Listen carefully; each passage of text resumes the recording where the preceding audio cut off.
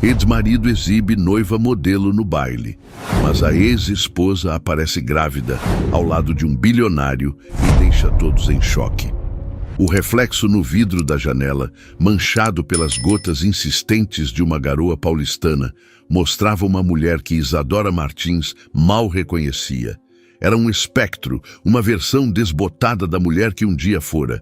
Aquela outra mulher, a senhora.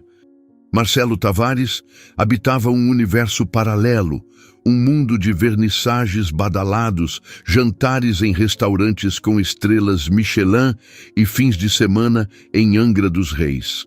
Aquele título, que um dia soou como uma promessa de segurança eterna, revelou-se no fim uma gaiola de ouro cujas barras ela só percebeu quando já era tarde demais. Agora ela era apenas Isadora. Isadora sentia um cansaço que parecia ter se infiltrado em sua medula óssea, uma exaustão que transcendia os enjoos e as mudanças de seu corpo. Era um cansaço anímico, um peso depositado ali pelo homem que, ironicamente, também era o pai da vida que ela agora carregava em segredo. O divórcio havia sido uma obra de arte da frieza corporativa. Marcelo, com a mesma precisão com que analisava a planta de um novo empreendimento de luxo, dissecou e demoliu os 7 anos de casamento. Ele usou termos da moda como desacoplamento amigável e transição consciente, como se o relacionamento deles fosse um ativo do qual ele estava se desfazendo para otimizar seu portfólio pessoal. Mas não houve nada de amigável na maneira como ele a esvaziou, como a fez duvidar de cada qualidade sua, transformando sua sensibilidade em drama, sua lealdade em dependência e sua natureza introspectiva em falta de ambição. Ele precisava de uma parceira que fosse um outdoor ambulante de seu sucesso, uma mulher troféu que refletisse sua própria grandiosidade. E ele a encontrou em Bianca Nogueira, uma modelo cuja beleza estonteante e presença agressiva nas redes sociais eram o complemento perfeito para a persona de predador alfa que Marcelo cultivava. A humilhação, como é comum na era digital, chegou via feed do Instagram. Uma foto profissionalmente iluminada, a mão de Bianca com unhas vermelhas e afiadas, exibindo um anel de diamante cujo brilho parecia gritar vitória. A legenda: "O começo do para sempre com meu rei. Eu disse sim." Foi a pá de cal. A dor que Isadora sentiu não era a dor residual do amor. Esse sentimento havia se erodido lentamente, corroído pela indiferença e pela ambição desmedida dele. A dor era da crueldade, da falta de decência. Ele não teve a coragem de olhá-la nos olhos, de encerrar a história deles com um mínimo de respeito. Ele simplesmente a deletou como um arquivo corrompido e instalou uma nova versão, mais moderna e vistosa. A sessão de comentários era um desfile de hipocrisia, um coro de parabéns entusiasmados, vindo das mesmas pessoas que até ontem a chamavam de querida. Elogiavam o casal poderoso, o encontro de titãs, e cada palavra era como um pequeno caco de vidro em seu coração já estilhaçado. Sua mão, num gesto que se tornara instintivo, pousou sobre o ventre, onde uma curva sutil começava a se formar. Ali estava seu segredo, sua âncora, a única verdade inabalável em meio ao caos. A descoberta da gravidez veio poucas semanas após a saída de Marcelo, uma ironia tão cruel que a fez gargalhar em meio a um choro convulsivo. Ele, que sempre via filhos como um empecilho, um obstáculo para sua escalada ao topo, agora estava ligado a ela pelo laço mais permanente que existe e nem sequer suspeitava. Seu novo lar era um apartamento de 2 quartos em Perdizes, um refúgio de paredes claras e janelas amplas que davam para as copas das árvores. Era o oposto da cobertura fria e impessoal na Vila Nova Conceição, um espaço que sempre pareceu mais um showroom de design do que um lar. Aqui, o cheiro era de tinta a óleo, de livros antigos e do chá de gengibre que ela tomava para aplacar as náuseas. As paredes eram suas, preenchidas com suas telas inacabadas e os esboços que voltara a fazer. O acordo de divórcio, que os advogados de Marcelo chamaram de extremamente justo, era, na verdade, uma quantia calculada para mantê-la em silêncio, para que ela desaparecesse discretamente, sem causar problemas. Era o suficiente para uma vida digna, mas não para manter qualquer vestígio do padrão de vida ao qual ele a acostumara. Ele não queria que ela sofresse, apenas que se tornasse invisível. Naquela noite, a cidade se preparava para o baile da esperança, o ápice do calendário social paulistano, um evento beneficente que era, na prática, uma arena para exibição de poder e networking disfarçado de caridade. Marcelo estaria lá, é claro. Seria o palco perfeito para apresentar oficialmente Bianca como sua futura esposa, o troféu reluzente de sua mais recente vitória. A simples imagem mental da cena provocou uma onda de amargor em sua garganta. Um e-mail piscou na tela de seu notebook. Um lembrete automático dos organizadores do baile. Seu nome, Isadora Martins, ainda constava na lista de convidados. Um fóssil de sua vida anterior. O primeiro impulso foi arrastá-lo para a lixeira, mas então uma ideia audaciosa, quase perigosa, começou a germinar. Por que ela deveria se esconder? Por que ela deveria ser a única a carregar o peso da vergonha e do abandono, enquanto ele celebrava sua felicidade construída sobre os escombros da vida dela? A dinâmica de poder sempre fora o elefante na sala durante o casamento. Ele era o sol, e ela, a lua, destinada a apenas refletir o brilho dele. Ele controlava as finanças, o círculo social, a narrativa da vida deles. Ele a convencera de que sua força residia em sua quietude, mas que essa quietude era uma fraqueza no mundo real. Contudo, os meses de solidão forçada haviam lhe ensinado uma lição diferente. Ela não era fraca, ela havia sobrevivido, havia se reconectado com amigos da faculdade, pessoas que a viam como Isadora, a artista talentosa, e não como um apêndice de Marcelo Tavares. E, acima de tudo, havia o bebê. Aquela pequena vida secreta havia despertado nela uma ferocidade que ela não sabia possuir. Não era mais apenas sobre ela, era sobre lutar por eles. Ela olhou novamente para seu reflexo, mas desta vez algo havia mudado. A exaustão ainda estava lá, mas sob ela uma faísca de desafio ardia. Ele queria que ela desaparecesse? Tudo bem, mas não antes que ele a visse. Não a esposa dócil que ele descartou, mas a mulher que ela estava se tornando. Uma mulher inteira, uma mãe. A decisão, uma vez tomada, agiu como um catalisador, transformando a apatia que a dominava em uma energia vibrante e focada. O apartamento, que antes era um refúgio para sua dor, tornou-se seu quartel-general. A ideia de ir ao baile não era mais um pensamento fugaz e perigoso. Era um plano de batalha, uma declaração de existência. Ela não iria para chorar em um canto ou para implorar por atenção. Iria para ocupar seu espaço, para respirar o mesmo ar que ele e lembrá-lo, sem dizer uma única palavra, de que sua história não terminava onde a dele recomeçava. O guarda-roupa, um vestígio de sua vida passada, era um campo minado de memórias. Havia os vestidos discretos, em tons pastel que Marcelo aprovava, as roupas que a faziam sentir-se elegante, mas contida, como um belo objeto de decoração. Ela passou por eles com um novo desdém, como se pertencessem a outra pessoa. E no fundo do armário, envolto em uma capa de tecido, como uma relíquia esquecida, estava ele. O vestido. Um azul profundo, quase noturno, de uma seda pesada que caía como água sobre o corpo. Ela o comprara em uma pequena boutique em Le Marais, em Paris, durante uma viagem de aniversário. Fora um ato de rebeldia silenciosa, uma compra feita por puro instinto, por amor à cor, ao tecido, à forma como ele a fez se sentir viva. Marcelo detestara instantaneamente. Muito chamativo, ele decretara com um aceno desdenhoso: esse azul grita por atenção, Isadora.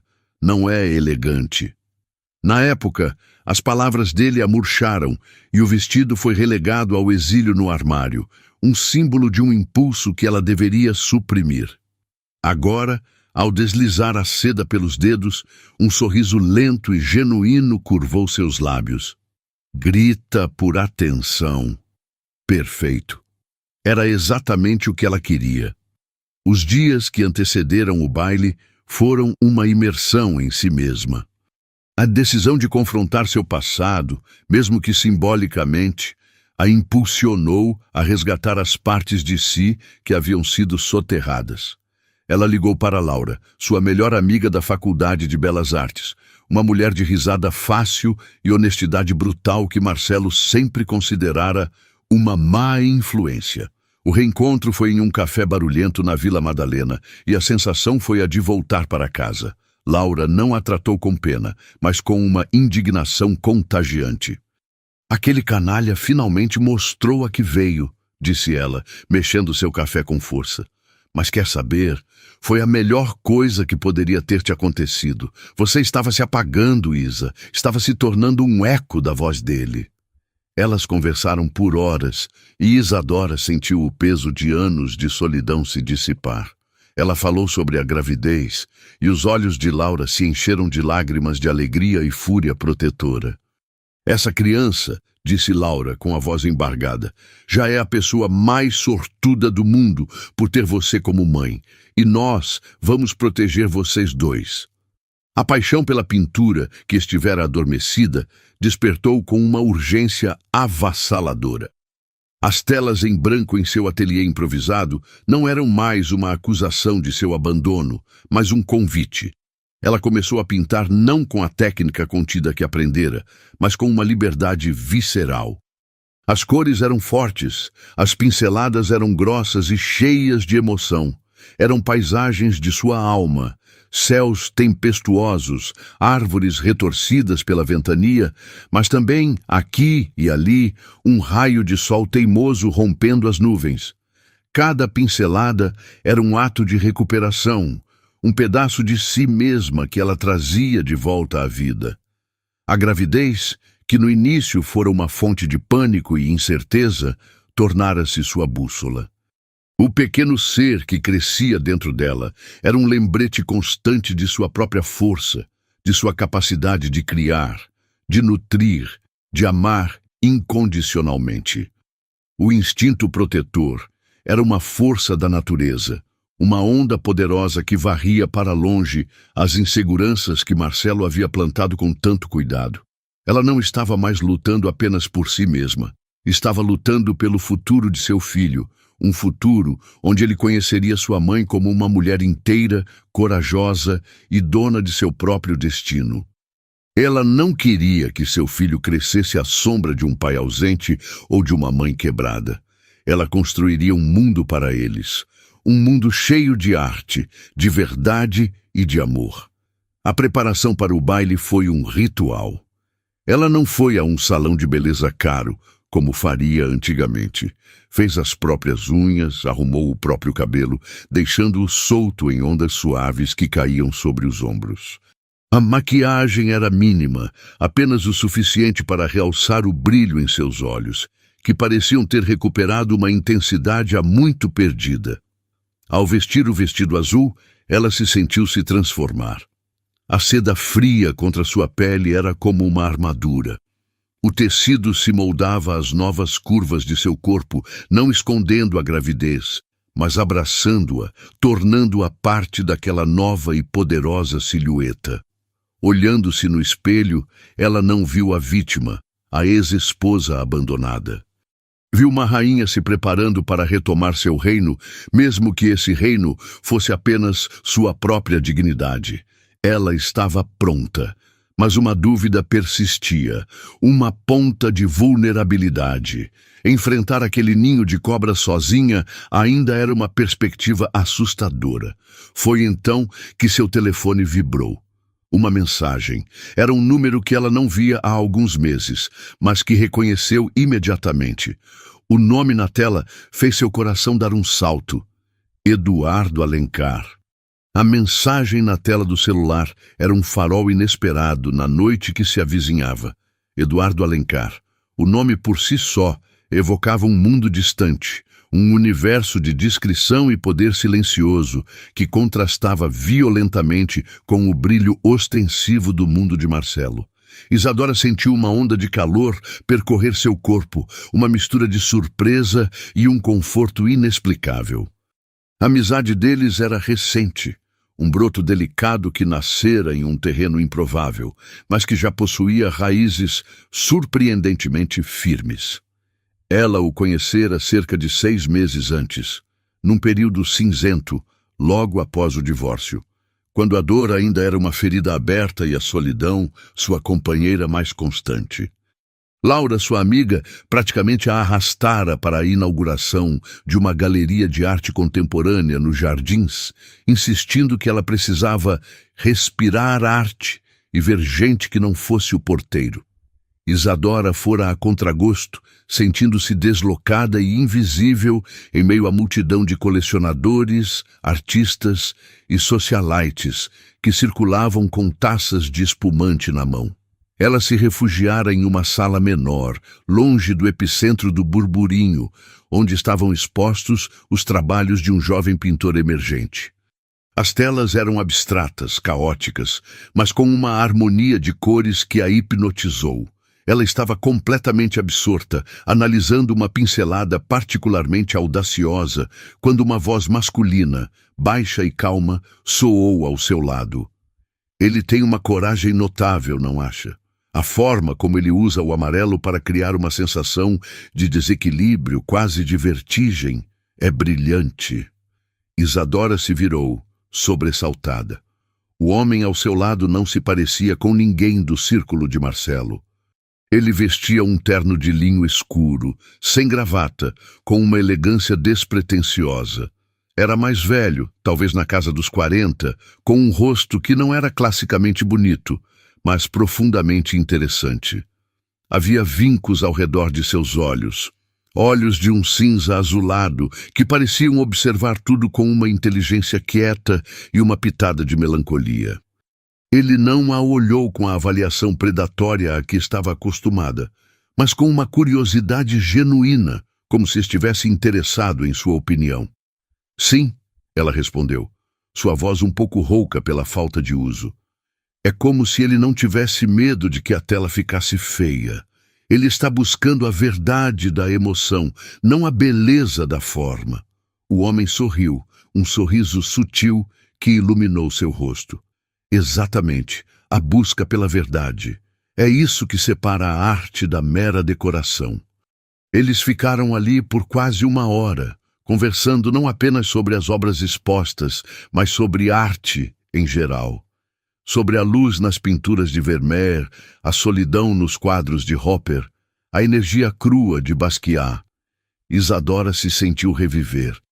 Havia anos que não tinha uma conversa assim, uma troca de ideias que não envolvesse o mercado imobiliário, o valor do metro quadrado ou a última fofoca social. Aquele homem havia. Ele não perguntou quem ela era, com quem era casada ou o que fazia para viver. Ele simplesmente conversou com a mulher que amava a arte. Ao final da conversa, ele estendeu a mão. A propósito, sou Eduardo. Isadora, ela respondeu, apertando sua mão e sentindo um calor firme e reconfortante. Só mais tarde, ao comentar com Laura sobre o homem fascinante que conhecera, foi que ela descobriu de quem se tratava. Eduardo Alencar? Isa, você estava conversando com o Eduardo Alencar? Herdeiro da Alencar Aviação, um dos homens mais ricos e reclusos do país? A revelação a deixou atônita, mas também a fez admirar ainda mais a simplicidade com que ele se apresentara. Eles trocaram contatos naquela noite e o que se seguiu foi uma amizade que floresceu lentamente através de mensagens esporádicas e encontros discretos. Ele a convidou para visitar seu acervo particular, uma coleção de arte de tirar o fôlego que ficava em uma ala de sua residência no Morumbi, um santuário de bom gosto e silêncio. Foi lá que ele viu os esboços que ela carregava em seu caderno. Com uma hesitação que não sentia há anos, ela mostrou a ele alguns de seus trabalhos. Eduardo os analisou com a mesma atenção séria e concentrada que dedicava a um Portinari.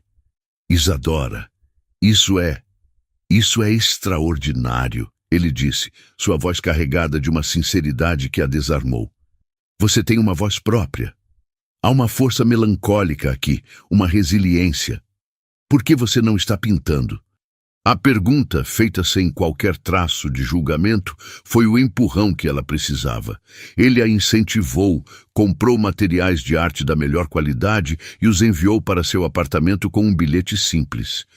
O mundo precisa ver suas cores. Ele se tornou seu confidente silencioso, a pessoa a quem ela podia confessar seus medos sobre a gravidez, suas inseguranças como artista. Eduardo ouvia com uma paciência infinita, oferecendo não soluções, mas uma presença sólida e um apoio inabalável. Ele nunca a tocou de forma imprópria, nunca ultrapassou a linha da amizade, mas a forma como seus olhos repousavam sobre ela continha um carinho e uma admiração que a aqueciam por dentro.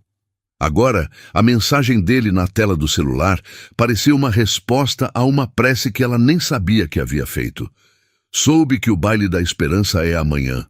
Um mal necessário, imagino. Você vai? O coração de Isadora bateu mais forte. Ela digitou a resposta, seus dedos tremendo ligeiramente. Estava pensando em ir. Um ato de autoafirmação, talvez. A resposta dele foi quase imediata. Ninguém deveria ter que lutar uma batalha de autoafirmação sozinho. Gostaria de uma companhia? Podemos encarar os leões juntos. A oferta era tudo. Não era um convite para um encontro romântico, não era um gesto de pena, era uma proposta de aliança, um pacto.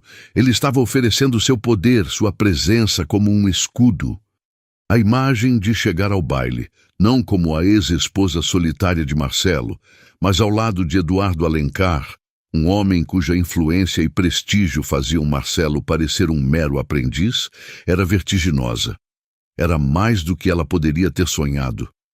Eu adoraria, ela digitou, sentindo uma onda de alívio e coragem varrê-la.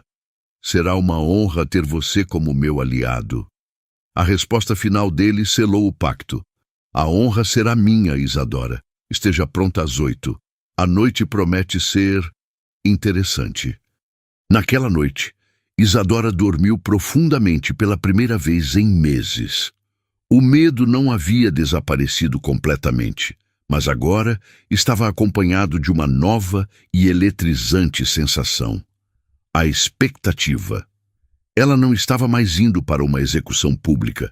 Estava indo para uma estreia, e ela não estaria sozinha no palco. Teria ao seu lado o aliado mais improvável e poderoso que poderia imaginar.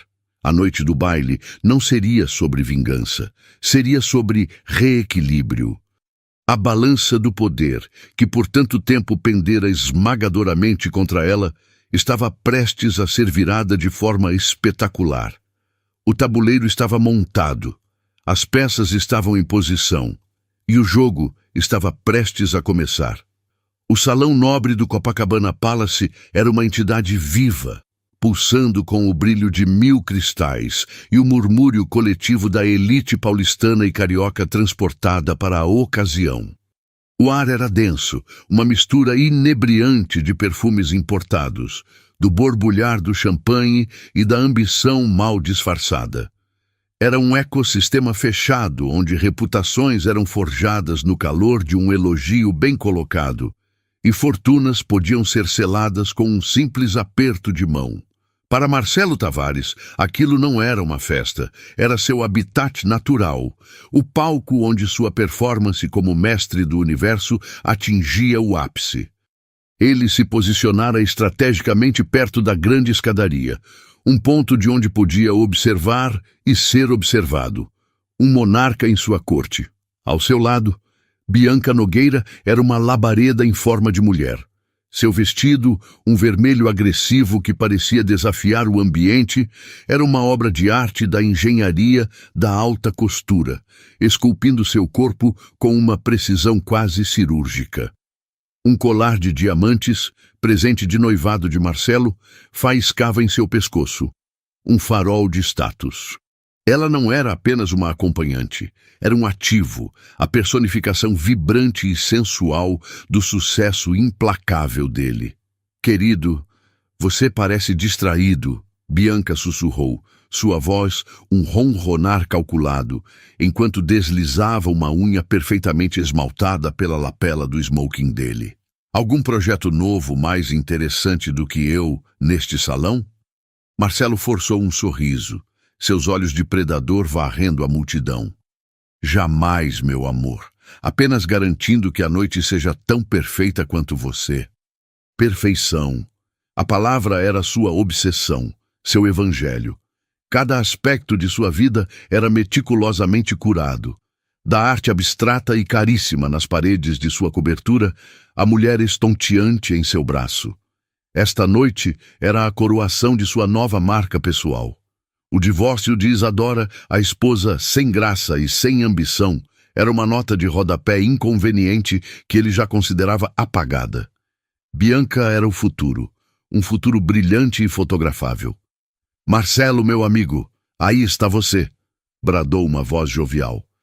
Era Ricardo Bastos, um banqueiro de investimentos cuja admiração Marcelo cobiçava. Ricardo representava o dinheiro antigo, a tradição, e sua aprovação era um selo de legitimidade que Marcelo, o self-made man, desejava ardentemente. E a deslumbrante Bianca, vocês são o assunto da cidade, o casal do ano. Bianca, desempenhando seu papel com maestria, estendeu a mão para que Ricardo pudesse admirar o anel. Marcelo tem um gosto impecável, não é? Disse ela, lançando um olhar a Marcelo, que era ao mesmo tempo uma carícia e um lembrete de seu valor de mercado. Ele certamente tem, concordou Ricardo, seu olhar demorando em Bianca um segundo a mais do que o necessário. Grande noite para você, Marcelo. Ouvi dizer que a licitação final para o projeto Porto Maravilha sai na próxima semana. Os boatos dizem que seu consórcio é o favorito. Estamos muito confiantes, respondeu Marcelo, sua voz com a suavidade polida de quem acredita na própria propaganda. Era o maior negócio de sua vida. Um projeto monumental que não apenas o tornaria um dos maiores players do mercado imobiliário do país, mas que redefiniria o horizonte do Rio de Janeiro. Tudo estava interligado: o sucesso do projeto, o casamento com Bianca, a consolidação de seu império. E conversa fluiu para o jargão do mercado financeiro, a linguagem que Marcelo falava com a fluência de um nativo. Bianca, por sua vez, era a noiva perfeita. Sorria, assentia, tocava o braço dele nos momentos certos, um adorno belo e silencioso. Mas por dentro, um tédio profundo a consumia. Aquele mundo de homens engravatados falando de cifras era apenas o veículo. O destino final era o estilo de vida, a segurança, a inveja nos olhos de outras mulheres. Ela usara sua beleza como um ariete para derrubar as portas da periferia onde crescera. Marcelo Tavares era sua maior conquista e ela não pretendia abrir mão dele por nada. Enquanto Marcelo pontificava sobre taxas de juros e alavancagem, sua mente, por um instante traiçoeiro, derivou para Isadora. Uma pontada incômoda, algo que ele se recusava a chamar de culpa, mas que se assemelhava a uma irritante ponta solta. Ele esperava que ela tivesse se encolhido, desaparecido na mediocridade que ele acreditava ser o seu lugar natural. Ele a pagara para sumir. Então, por que a imagem dela ainda persistia em sua mente? Lembrou-se dela naquele mesmo salão anos antes. Ela usava um vestido simples, elegante, mas que não gritava por atenção. Passara a maior parte da noite conversando animadamente com um dos maîtres sobre a safra de vinhos.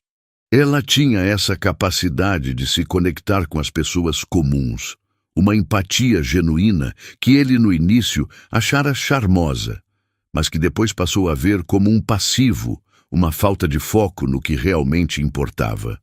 As pessoas que podiam lhe trazer benefícios. Era uma qualidade sem valor monetário, uma fraqueza. "Tudo bem, Marcelo." A voz de Bianca o cortou, afiada como um estilete. "Você parece estar em outro planeta." "Apenas pensando no projeto." Ele mentiu suavemente, tomando um gole de champanhe para disfarçar. "A pressão é enorme." "Bem, você sabe que eu sou ótima em aliviar a pressão." Ela sussurrou de volta, sua mão deslizando para a base das costas dele, um gesto possessivo e promissor. Foi nesse exato momento que a atmosfera do salão mudou. Como uma corrente elétrica percorrendo a água, uma onda de sussurros começou perto da entrada e se espalhou pela multidão. Cabeças se viraram em uníssono. Conversas morreram no meio de uma frase. Marcelo, com seus instintos sociais apuradíssimos, sentiu a mudança imediatamente. Um novo centro de gravidade havia surgido. Ele seguiu o olhar coletivo dos convidados em direção ao topo da grande escadaria. E seu sangue gelou. Lá estava ela, banhada pela luz dourada dos lustres, como se um holofote celestial a tivesse escolhido. Isadora. Mas não a Isadora que ele se lembrava, não a mulher de ombros caídos e olhar hesitante. Aquela que estava ali era outra pessoa, uma aparição. O vestido de seda azul profundo era uma mancha de cor vibrante e desafiadora em um mar de preto, branco e vermelho. A cor de um oceano à meia-noite, cheia de segredos e poder. O tecido abraçava suas curvas, curvas que eram mais suaves, mais femininas do que ele se recordava. Seu cabelo, que ele sempre a incentivara a aprender em coques severos, caía em ondas castanhas sobre seus ombros, brilhando com vida própria. Seu rosto, quase sem maquiagem, estava luminoso, e seus olhos, realçados pelo azul do vestido, brilhavam com uma clareza e uma força que ele nunca vira antes. Ela parecia poderosa. Por um instante que se estendeu por uma eternidade, Marcelo esqueceu como se respira. Era como se um fantasma tivesse entrado no salão, mas um fantasma mais vivo e radiante do que qualquer pessoa ali presente. Bianca enrijeceu ao seu lado, suas unhas cravando em seu braço. Quem é aquela?" Ela sibilou, sua voz um misto de desprezo e um medo repentino. Marcelo não conseguiu responder. Estava paralisado, hipnotizado. Os olhos de Isadora varreram o salão, não com a ansiedade de quem procura aprovação, mas com a calma de quem avalia seu território. E então, o golpe final. O homem que descia as escadas ao seu lado, com a mão pousada levemente na base das costas dela, em um gesto de proteção e intimidade, era Eduardo Alencar. Não um empresário qualquer. O Eduardo Alencar, o bilionário enigmático, o herdeiro da Alencar Aviação, um homem cujo poder era tão vasto e discreto que fazia Marcelo parecer um novo rico barulhento e provinciano. Eduardo Alencar não frequentava eventos sociais. Ele não dava entrevistas. Ele era uma lenda, um mito que operava em uma estratosfera financeira e social que Marcelo só podia sonhar em alcançar. E ele estava com Isadora. A visão foi um soco no estômago. O ar abandonou os pulmões de Marcelo, e a fachada cuidadosamente construída de sua vida perfeita começou a trincar sob o peso daquela imagem impossível. Isadora, sua ex-esposa descartada, a mulher que ele relegara à obscuridade, não estava apenas ali. Ela estava ali com um homem que poderia destruir sua carreira com um único telefonema, por puro capricho. O desequilíbrio de poder, O mesmo que ele usara para esmagá-la havia sido invertido da maneira mais pública e espetacular que se podia imaginar. E então ele notou algo em sua postura, na forma como ela se movia, na maneira como a mão de Eduardo a guiava com um cuidado extra, e o vestido, embora magistralmente cortado, não conseguia disfarçar completamente uma suave e inconfundível protuberância em seu ventre. Grávida. A palavra explodiu em sua mente, um clarão ofuscante. Isadora estava grávida. Os sussurros no salão se intensificaram, transformando-se de curiosidade em um frenesi mal contido. Quem era ela? O que ela estava fazendo com Eduardo Alencar? E ela estava grávida? Marcelo sentiu centenas de olhares se voltando para ele, o olhar coletivo do mundo que ele tanto se esforçara para conquistar. Todos estavam esperando sua reação. E pela primeira vez em sua vida adulta, Marcelo Tavares não tinha a menor ideia do que fazer. O rei estava em seu castelo, mas os muros haviam sido violados, e o fantasma de seu passado não viera apenas para assombrá-lo. Viera para o acerto de contas. O coração de Isadora batia como um tambor de guerra contra suas costelas, um ritmo primal que ecoava em seus ouvidos, quase abafando o murmúrio do salão. Cada passo que dava ao lado de Eduardo, atravessando o mar de rostos curiosos, era um ato de desafio. A multidão se abria diante deles, não por cortesia, mas por uma mistura de choque e reverência, como se abrissem caminho para uma força da natureza. Ela podia sentir o olhar de Marcelo queimando em suas costas, um laser de raiva, possessividade e pura incredulidade. O confronto não era uma possibilidade, era o destino daquela noite, o ponto para o qual todas as suas ações a haviam conduzido. Eduardo, com sua percepção aguçada, sentiu a hesitação momentânea dela, um vacilo quase imperceptível. Ele se inclinou, sua voz um sussurro tranquilizador que era uma âncora em meio à tempestade. Respire fundo, Isadora. Lembre-se de quem você é.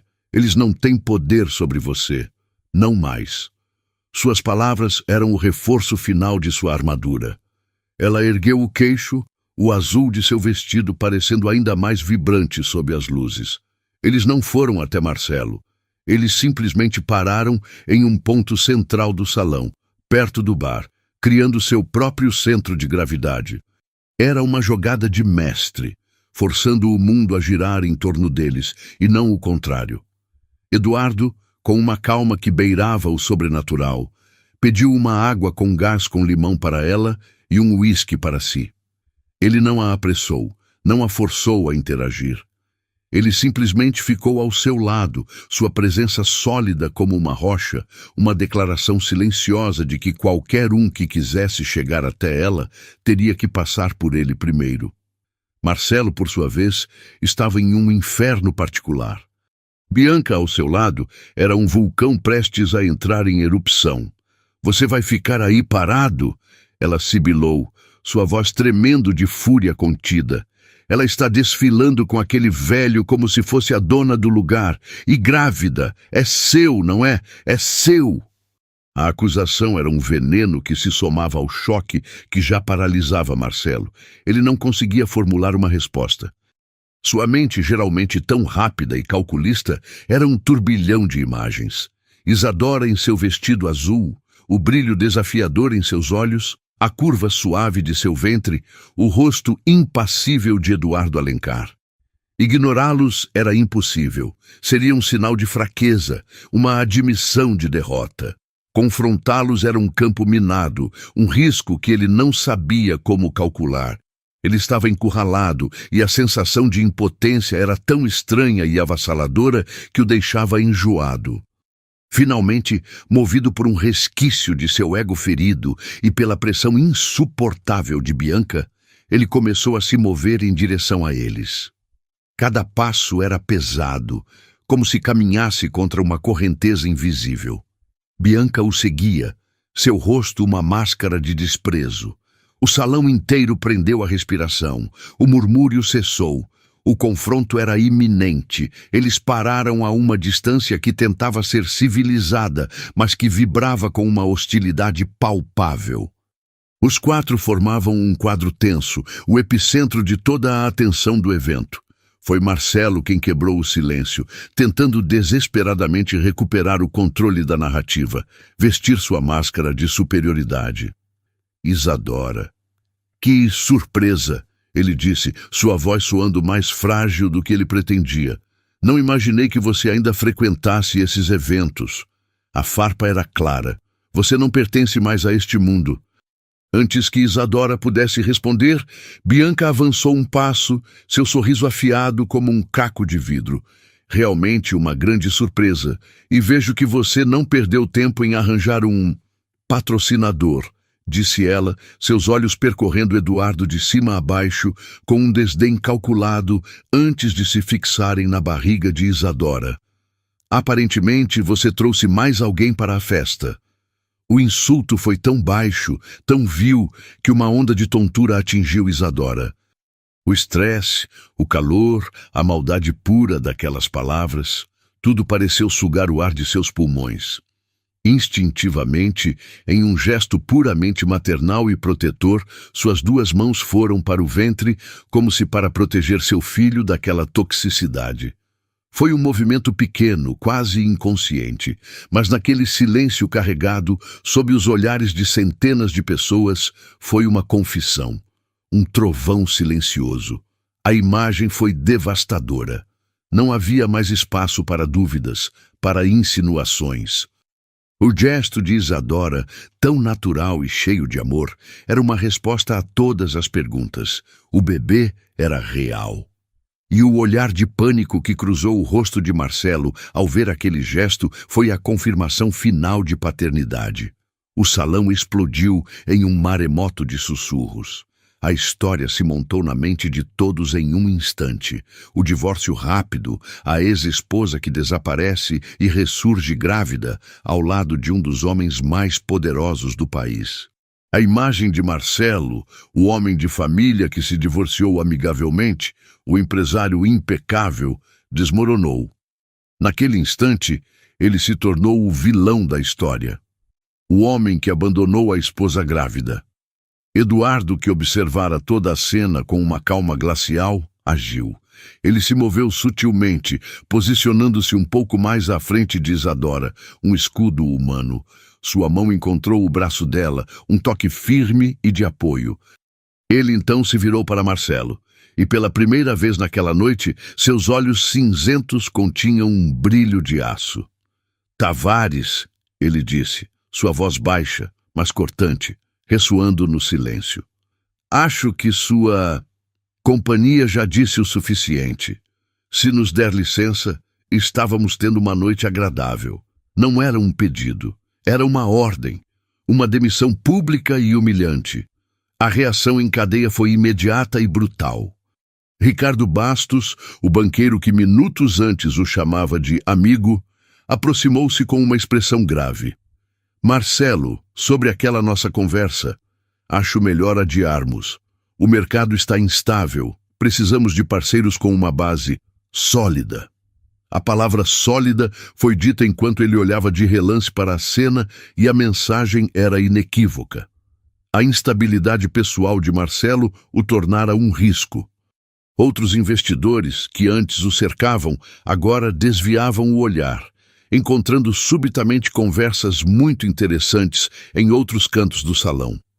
O poder de Marcelo, construído sobre uma imagem de invencibilidade, era uma miragem, e a miragem estava se dissipando em tempo real.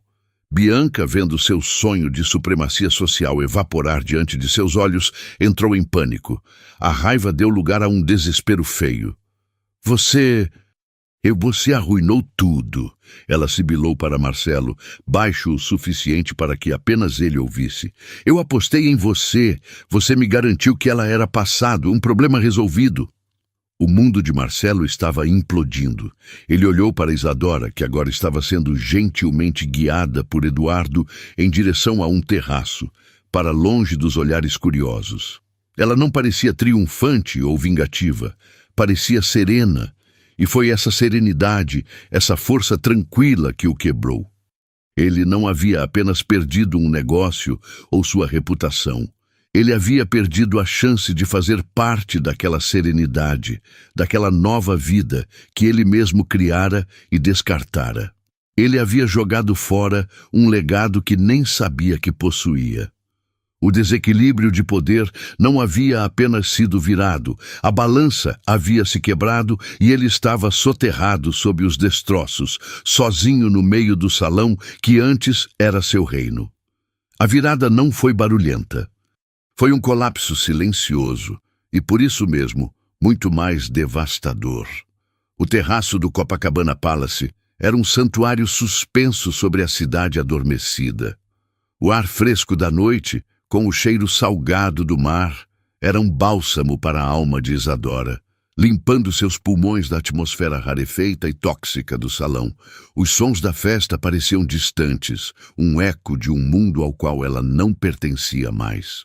Eduardo a guiou para um canto isolado, protegido por palmeiras em vasos, e ficou em silêncio ao seu lado, permitindo que ela respirasse, que se reencontrasse. Ele não ofereceu palavras vazias de consolo. Ele ofereceu algo muito mais valioso, sua presença inabalável, uma testemunha silenciosa de sua força. Você foi magnífica, ele disse finalmente, sua voz baixa e cheia de uma admiração genuína. Ele não se referia ao vestido ou à sua aparência, mas à coragem que ela demonstrara. Eu não planejei aquilo, ela sussurrou, a mão ainda repousando sobre o ventre. O gesto foi instinto. Os instintos mais puros são as verdades mais profundas, ele respondeu, olhando para o horizonte onde as luzes do Leblon piscavam.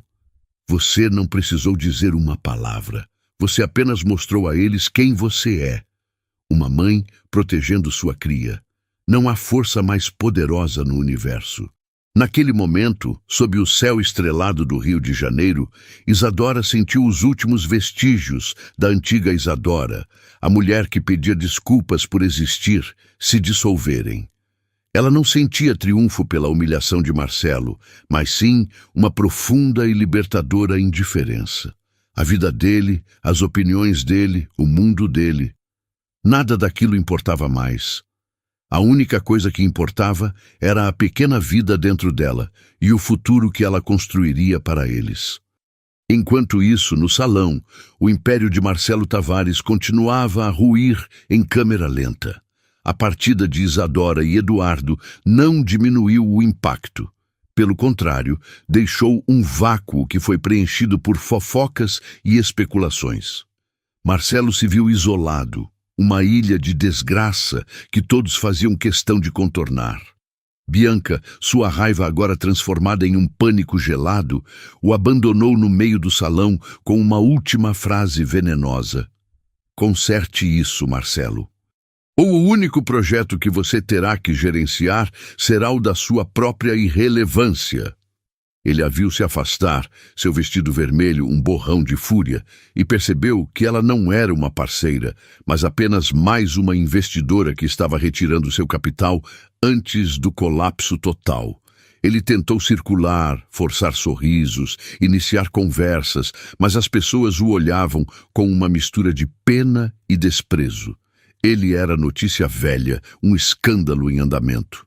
A imagem de controle e poder que ele levara anos para construir havia sido demolida em uma única noite.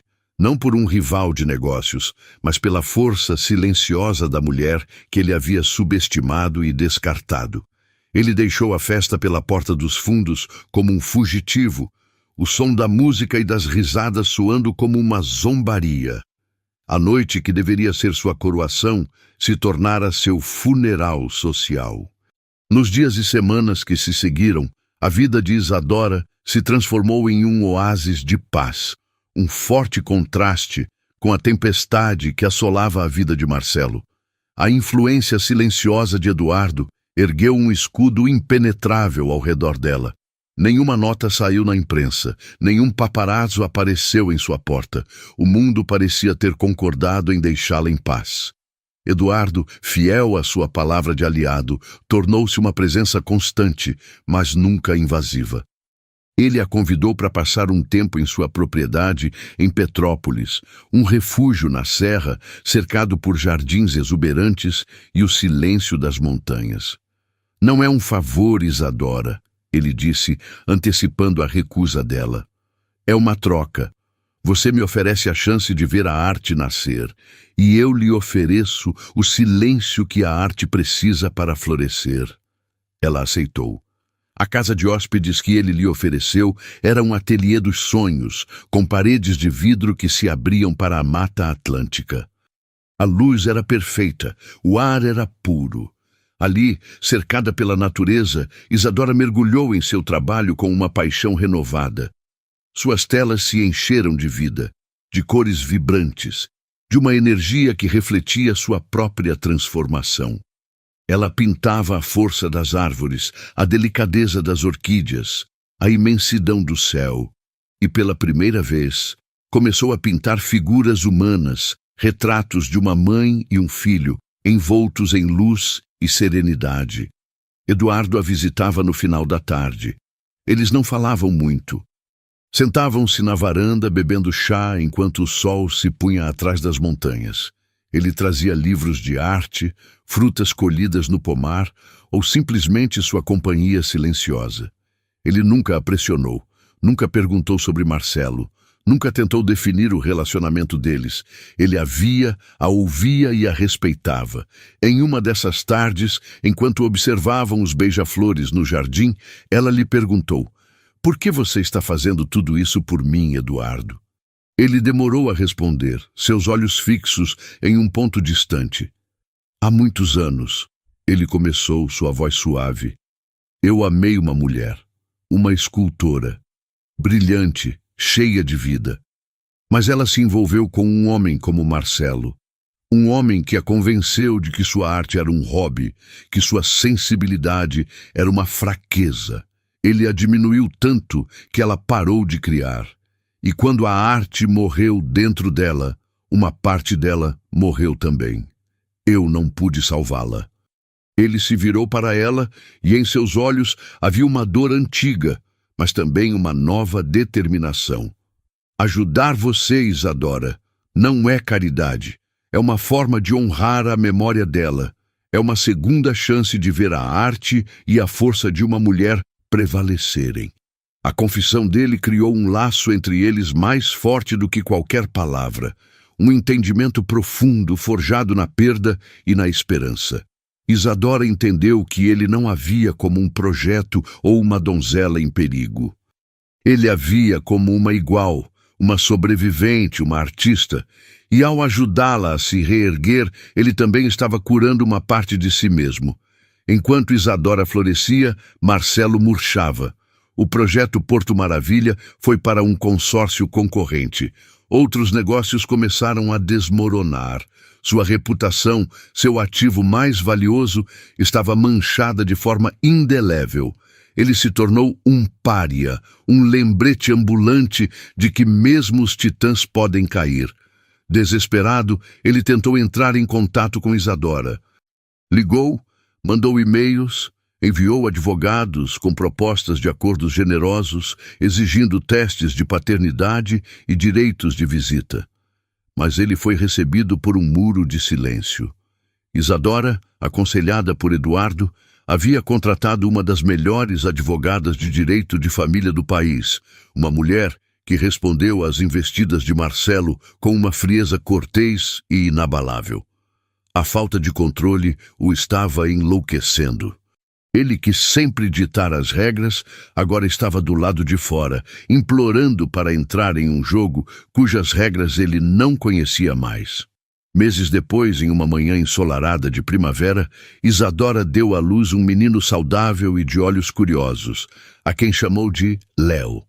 O parto foi tranquilo, e Eduardo esteve ao seu lado o tempo todo, não como um amante, mas como o pilar de sua nova família escolhida. Segurar seu filho nos braços foi a confirmação final de sua vitória. Não uma vitória sobre Marcelo, mas uma vitória sobre o medo, sobre a dor, sobre a mulher que ela fora. Ela era uma criadora em todos os sentidos da palavra. Sua primeira exposição individual aconteceu 6 meses depois, em uma das galerias mais prestigiadas de São Paulo, organizada e patrocinada por Eduardo. A noite da inauguração foi um evento. O mundo da arte compareceu em peso, não por causa de Eduardo, mas atraído pelo burburinho em torno da artista talentosa que ressurgira com uma voz tão poderosa. As telas, vibrantes e cheias de emoção, contavam sua história sem palavras. A crítica a aclamou. As vendas foram um sucesso estrondoso. Isadora, com Léo em um sling e Eduardo ao seu lado, irradiava uma felicidade serena e inabalável. Ela não era mais a senhora Tavares, a ex-esposa, a vítima. Ela era Isadora Martins, a artista. No final da noite, um homem se aproximou dela, hesitante. Era Marcelo. Ele estava mais magro, com olheiras profundas e um terno que parecia um pouco largo demais. Ele não tinha mais a arrogância de antes, apenas o cansaço de um homem derrotado. Isadora, ele disse, sua voz quase inaudível. Seus quadros são incríveis. Eu sinto muito. Isadora olhou para ele e pela primeira vez não sentiu raiva, nem dor, nem mesmo pena. Sentiu apenas uma distância intransponível. Ele era um estranho, um fantasma de uma vida que não era mais sua. Obrigada, Marcelo, ela respondeu, sua voz calma e firme. Mas eu não preciso mais das suas desculpas. Eu estou bem. Ela se virou e voltou para seu filho, para seu amigo, para sua arte, para sua vida. Marcelo ficou parado por um momento, uma figura solitária em meio ao sucesso dela, antes de se virar e desaparecer na noite, finalmente entendendo a verdade. A maior vingança de Isadora não foi sua queda, mas o fato de que ela havia construído uma felicidade tão completa que ele nem sequer fazia mais parte da equação. Ela não precisou destruí-lo, ela simplesmente o superou. E você gostou da história? Não se esqueça de deixar aquele like para fortalecer nosso canal e, claro, se inscrever para não perder nenhuma das próximas jornadas que faremos juntos. Sua presença aqui é o que dá vida a tudo isso. Agora, eu quero muito saber a sua opinião, de 0 a 10. Que nota você dá para essa história de superação? Me conta tudo aí nos comentários, vou adorar ler o que acharam. Um grande abraço e até a próxima.